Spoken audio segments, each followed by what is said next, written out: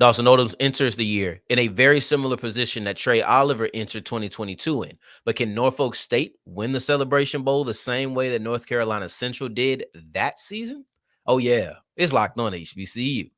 Play my music.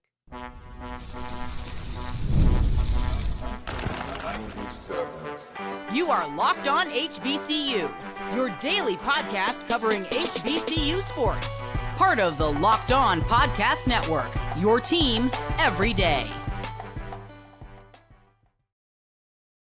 What's going on, family? Welcome back to another episode of the Locked On HBCU podcast, your number one daily one-stop shop for everything HBCU athletics, Monday through Friday, part of the Locked On Podcast Network, your team every day. And I, of course, am Darian Gray, a.k.a. the Mouth of the South, Texas Southern alum and former TSU Herald sports editor and current contributing writer at USA Today's Saints Wire.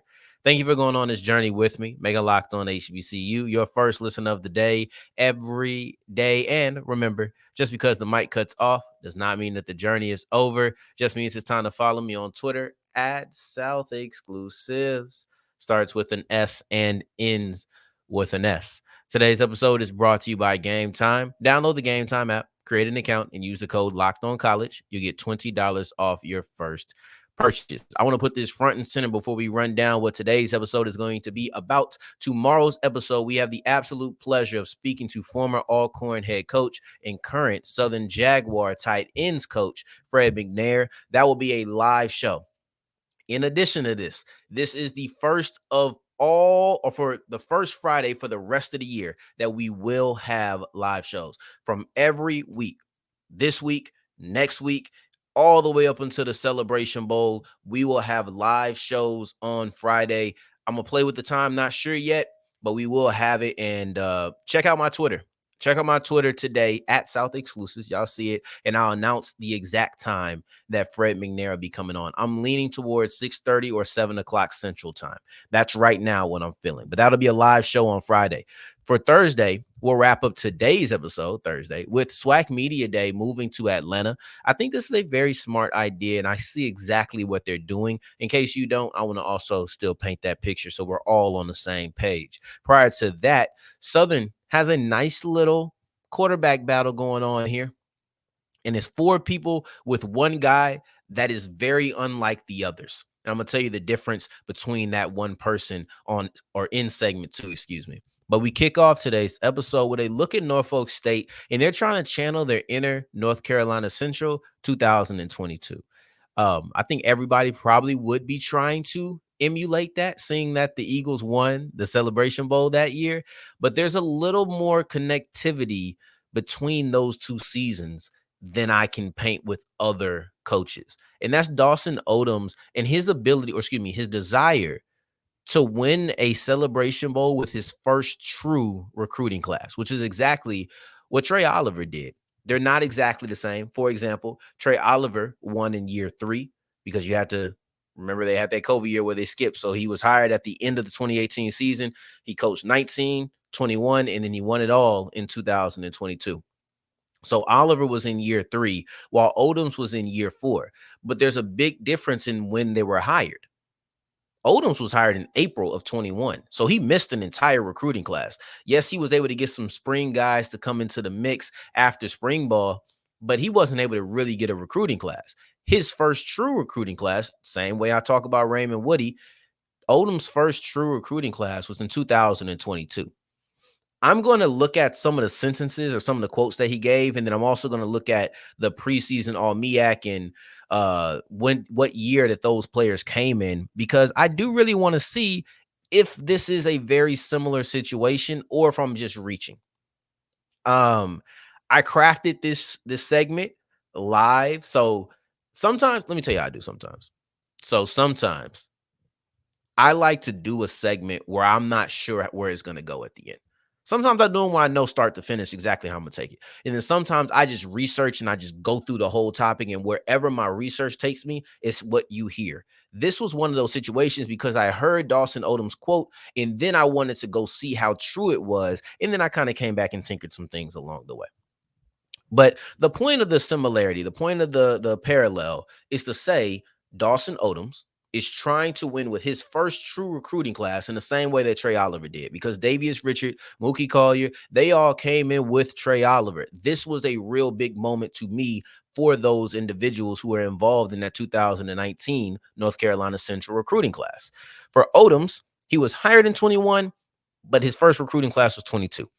I don't know if this is quite cheating, but I'm going to include some of the people who were there in the 2021 recruiting class only because he's the only head coach that they do know at Norfolk State. He still is a large part of their development. In case you don't think that's valid, I am going to separate them and tell you when I go from 21 to 22. Right? But here goes the quotes that you heard from Dawson Odums. He said, and I quote, "We focused on bringing in high school prospects and nurturing their growth. This approach has allowed us to build a solid foundation and a roster that reflects our vision and hard work." Next quote is, "We've been able to hold our players and build some continuity, which hopefully gives us a chance to build some consistency." Excuse me. And then, "We really believe we got a good football team, and I'm pleased with where we are." Mind you, where I felt like the MEAC is saying they are is that they're a non-contender. We're not even thinking about you. So I believe that if they were able to achieve this level of success, it would be a shock to everybody outside of Norfolk, Virginia. Outside of Norfolk, Virginia, I don't think there's high expectations for the Spartans, right? This is a good quote about team building, and I wanted to see. All right, you bringing in high school guys. That sounds real Trei Oliver like. That was actually my first connection. Is, oh, high school guys sounds real Trei Oliver like. Then I started doing a little bit of thinking. I said, ain't this? Oh yeah, this is about that time. I put together. Oh, his first recruiting class for real was 2022. But anyway, that's how we get all to this. I told y'all sometimes I like doing stream of consciousness. Y'all let me know if you enjoy this, because I can just go through and just tell you exactly what it is. Boom, boom, boom, boom, boom. I do that in segment 2 and 3, really segment 3. But this one was a stream of consciousness. So in 2021, and when I say stream of consciousness, that just means I have to tinker as I go. It's not a straight line. That's all I mean. But in 2021, Norfolk State brought in Devon Allen, cornerback. He's also a Aeneas Williams award watch list. Shout out to my guy G. He did a lot of great work with the Aeneas Williams award watch list amongst everybody else, but that's my dog. Offensive lineman, Daryl McMillan. He even redshirted his first year, so he didn't really even play outside of, 2022. But anyway, Tariq Miles, linebacker. And then you had Jalen White, a kick returner. All four of those men came in 2021. Mind you, I'm adding the 2021 class only because it's all that they know. He's a large part of their development. And this is year 4. And in a sense, this is still a true recruiting class. It's not as if that was year 5, where you would have to have a redshirt season or be granted an extra year of eligibility. These are players whose are using their entire eligibility, and the only coach at Norfolk that they know is Coach Odums. I think that's a okay reason to add them in with the development feature, with the development factor, right? Because in a way, even if you counted 2021, this would be a recruiting class cycle.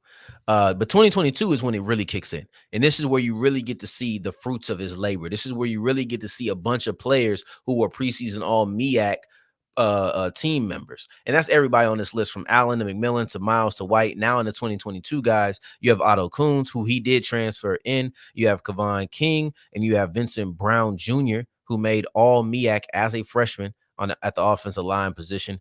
Then you had Garrison Wheatley, another offensive lineman. He transferred in. Linebacker Dalen Long, he transferred in. And you have Grandon Wilcox, the kicker. So you're looking at a very strong offensive line. And there's some freshmen, or excuse me, some sophomores who are coming in who were true freshmen brought in out of high school. And what you're seeing is overall, the majority of these people are high school recruits. They are bringing in high school guys at the end of the day. That is a true statement by Coach Odums, and they're developing into high-profile talent. But if he is able to win this year, this would feel like a culmination. I have 2 caveats. One, adding the 2021 season, which we already have done. And then also 2, kind of giving them another year. I'm not going to revisit this the next season because it wouldn't be the same. Well, actually, this is year 3 of the real recruiting class. with these stream of consciousness topics, it doesn't stop. My mind just, it's one of my least favorite things, y'all. And I bring it to the episode every now and then, but my mind just never stops. And it keeps saying, well, what about this? What about that? What about this? What about that? And sometimes I second guess myself. It's the reason I don't do a sole episode on stream of consciousness, because I will sit here and I will debate myself the entire show instead of just trusting what I put down on this paper and what I know the information is. So allow me to ignore this for a second. Ignore these notes that I have and just give you a quick synopsis of what exactly I mean. In 2022, Trei Oliver won the Celebration Bowl with North Carolina Central. This was 3 years after he was hired, and the driving force of that Celebration Bowl was Davis Richard and Mookie Collier. It was players that he recruited in his first year. So to me, that made it a little bit more special. Then you're looking at Dawson Odums, who is at Norfolk State. He's entering year 4, which is technically a full recruiting class, right? That from year 1 to year 4, this would be that recruiting class. But he was hired after the recruiting cycle in 2021. So the first guys he truly brought in was 2022. This will be year 3 for them as well. Ironically, you have Otto Kuhns and you have Kevon King. Kuhns could not start. Still had Jalen Daniels. We're not sure. But let's say that Kuhns and King are the 1-2 punch at quarterback, running back.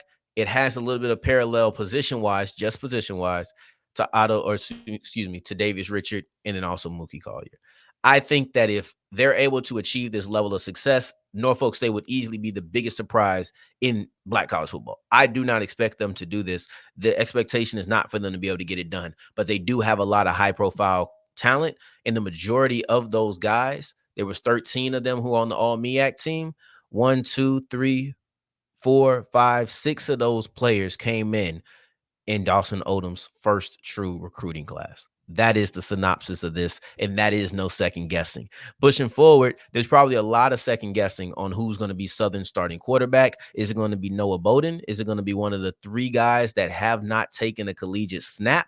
That's the big difference between the two, but I don't know if it actually between the crew, and I don't know if that actually makes a big difference in the race. We'll look at all of that as we continue with Locked On HBCU. Today's episode is brought to you by Gametime, and Gametime is the official place for all of your ticket needs. There's nowhere else that I would send you to. I don't care if you're looking at a concert. I don't care if you're looking at a theater play, a comedy show, a sporting event, because sports are coming back. You have football today, actually.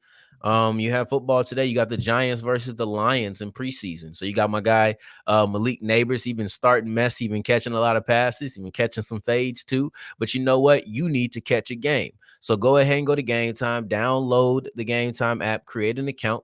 Use the code Locked On College to get $20 off your first purchase. And if you're not a Giants fan, or a Lions fan, maybe there'll be a game near you. Go ahead and go to a preseason game. Those tickets are already pretty low, but you know what? With Gametime, the tickets just get even better. Sometimes they get lower the closer you get to the game. That's my favorite thing, because you know we be procrastinating, saying, that much? Nah, not yet. That much? Not yet. All right, so go ahead and go to Gametime and press the button. Go ahead and go to Gametime, use the code Locked On College, and get $20 off your first purchase. As we continue rolling on today's episode of Locked On HBCU, I appreciate you for making this your first listen of the day every day. For your second listen, make sure you're checking out Locked On College Football. Spencer McLaughlin is going to help you stay up to date on everything that you need to know when looking at the collegiate football season that's upcoming. Doesn't matter if you're talking about conference realignment. Doesn't matter if you're talking about some of the smaller schools in the Group of 5 area. He will make sure you are prepared for all of the stories. Now, with that being said, let's look at Southern, because Southern has a very interesting quarterback battle. There was a phenomenal write-up by Kyle T. Mosley on HBCU Legends. He does great work, but I really enjoy this piece in particular because it was broken down into a multitude of sections, and it was all about the Southern Jaguar quarterback battle. This is an interesting battle to me because there is a clear difference on the resume. There's one clear difference between Noah Bodden and everybody else that he's competing against, and that's the fact that he is the only quarterback who has a lick of collegiate experience. Notice I said on the resume. We're not talking about actuality. We're not talking about ability and what they're putting on the field at practice, because that seems to be very close. I don't know if there's a drastic difference on the field, but on the resume, on paper, this is a drastic difference in favor of Noah Bodden. And you know what? I'm here to tell you that though it's a drastic difference on paper, I don't know how big of a difference it's going to make in the race. Terrence Graves, head coach of Southern, first year head coach, first and only man to win the Bayou Classic for Grambling and Southern, by the way. He said he's leaving this decision on who's going to be the starting quarterback to the offensive side of the ball. This is something that offensive coordinator Mark Frederick said. Hey, he said, y'all take care of it. I trust y'all, because at the end of the day, that's who's spending all of the time with these quarterbacks. Um, let's get into it, because obviously it'll be a collective of coaches. It won't just be Mark Frederick who makes that decision. But let's get into it, because I think that there's a big deal here, but I don't know how big of a deal that it really is. Instead of trying to sum it up, let me just go ahead and get into it, right? So Noah Bodden has competed in a collegiate game. Jalen Woods? No, sir. Zay Teasett? No, sir. Angelo Izzard Jr.? No, sir. Those three men have not competed. Bodden, Teasett, and Woods were all on the Southern roster last year. They were all there. Obviously, Woods and Teasett didn't play. I just told you they got no collegiate action. They were both freshmen. They are now returning as redshirt freshmen in 2024. Izzard, he transferred over. He is a Baton Rouge kid, though. He is from BR. And this is kind of a return home. But when he was at Tuskegee, he ain't play either. Can't say much experience, even though Frederick called him a winner. I don't know. I don't know what that means. I don't know what that means. I don't know how you're a winner and haven't played. I do know that he didn't say it for no reason, but I can't exactly tell you what that quote means. It was just a part of it was just a part of Frederick saying that Izzard is picking up the offense pretty quickly. It's said that Woods, Teasett, and Izzard are all dual threat quarterbacks, while Bodden is expected to just stand in the pocket a little bit more. That isn't a concern for Frederick. They want to name their quarterback by the second scrimmage. Ideally, that's when they would do it. And I think that's important, because if Bodden is going to be the quarterback, or excuse me, if one of those three guys is going to be the quarterback underneath Bodden, their skill set is different. He doesn't mind cultivating the offense around the quarterback, which of course you don't. But I wouldn't want to go from a stationary quarterback to a dual threat quarterback in the middle of the year or too close to the beginning of the season. I would like a little bit of time to be able to develop that, because it does require different plays. You are going to use different things if you have a quarterback who runs. It's just a different usage. It's a different utility within your offense, right? Um, but let me tell you why I don't think that is that big of a deal. Bodden's only played 5 games. It's simple. Noah Bodden is the only quarterback on Southern roster that has experience in college. So yeah, that does give him a little bit of an edge. And that's even something that Frederick said. But it's not that much of an edge, because he's saying I can't put one over the other. It's 4 people and I can't tell you who's who. So though it is an edge on the resume, so I would assume that Bodden being the returning starter from that last game, it was just the Bayou Classic, but whatever. I would assume he has the edge because he's played a little bit of college football, but it ain't enough to give him a big gap in the race.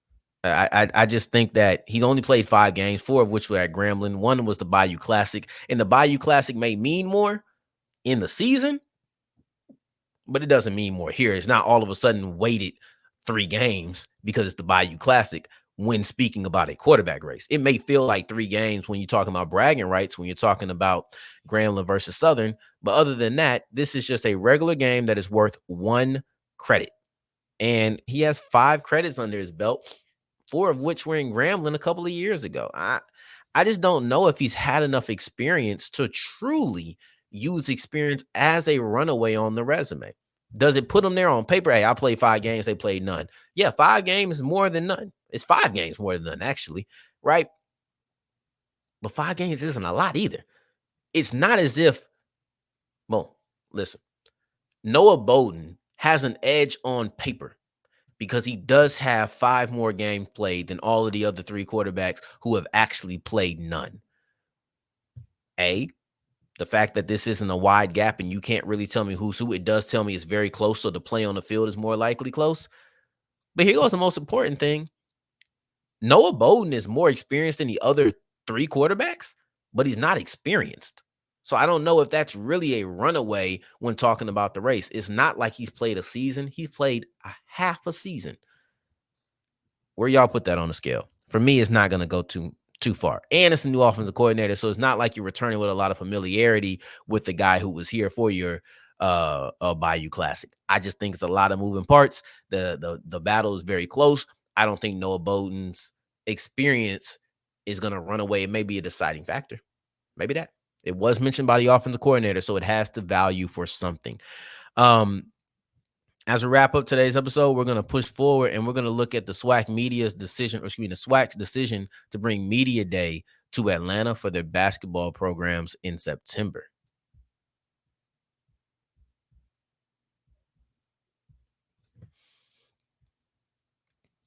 As we're wrapping up today's episode of Locked On HBCU, I appreciate you for making this your first listen of the day, every day, making it all the way to segment 3. And I thank you 2 times for that. Thank you. Thank you. The SWAC is clearly trying to build a heavy investment in the city of Atlanta. It's clear, specifically with their basketball program. I actually think that if football was a neutral site, they would try their best to put it in Atlanta, but it's not, right? So right now, wherever the SWAC champion, or excuse me, the best team in the SWAC, they host the SWAC championship game. That is the only reason I think they're not putting it in Atlanta. And maybe because the Celebration Bowl is right after that, they don't feel the need to end their conference season in Atlanta because the Super Bowl will be in Atlanta every year. I don't know. But you can't tell me that if they had a choice, they wouldn't be putting everything in Atlanta. They probably won't put the baseball tournament. The baseball tournament might be in Atlanta, actually. I think it may already be there. So volleyball, they putting everything in Atlanta. I wouldn't be shocked. I would not be shocked. It's going to operate as a miniature headquarters of sort, in my opinion. You'll have everything in Birmingham still, but you'll have a lot of events to where you're going to essentially have a base, not a headquarters, but a home base in Atlanta. And you ain't even got to have no schools there. But Dr. McClellan gave a couple of quotes about the SWAC Basketball Media Day being in Atlanta. If you don't know and you missed it, the SWAC tournament is now going to be in Atlanta. The expanded SWAC tournament is now going to be in Atlanta. It just makes sense to go ahead and be like, look, we're going to cultivate this relationship between SWAC basketball and then also the city of Atlanta. Let's start it early so that when we come back in the spring, it's nothing. This is what McClellan said. Atlanta is one of the top tourist destinations in the country, and hosting our tournaments here will undoubtedly give our fans and supporters a wide variety of travel options, lodging accommodations, and recreational activities upon their arrival.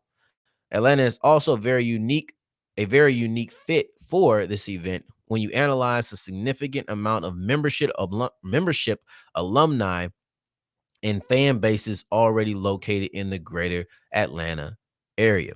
Then he goes on to talk about how he wants to make this a whole event with more than just the game and want to have activities, right? But you look at some of the things he said, membership, alumni, and fan bases already in the greater Atlanta area. That's important because at the end of the day, you don't want everybody to have to travel in. It's one of the reasons I think Dallas would have worked. I think Dallas would have been really, really good. Granted, I'm biased because I wouldn't have had to drive too far to get to Dallas in order for me to get there and be a part of it. But I think Dallas is a place where you have a lot of alumni. Atlanta is a place you want to have somewhere where you do feel like there's a base, where there feels like it's a good floor. And I think that's how they view Atlanta. They view Atlanta as a very good floor for the SWAC basketball tournament on an extremely high ceiling because it's Atlanta.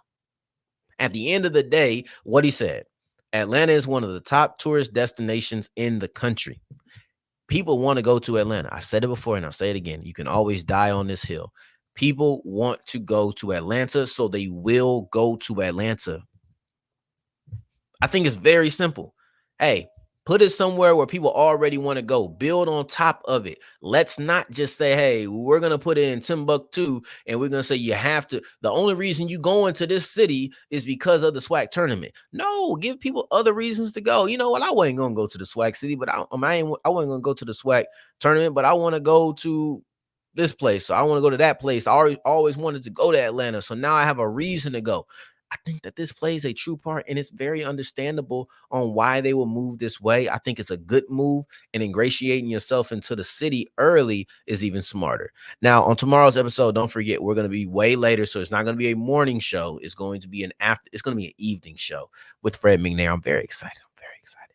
To have the day off. No, I'm joking. For me to be able to for me to be able to talk to Fred McNair and share with you the conversation that we had. It was a great time. But in the meantime, in between time, until the next time that we hear each other, family, take care. Stay blessed. Peace.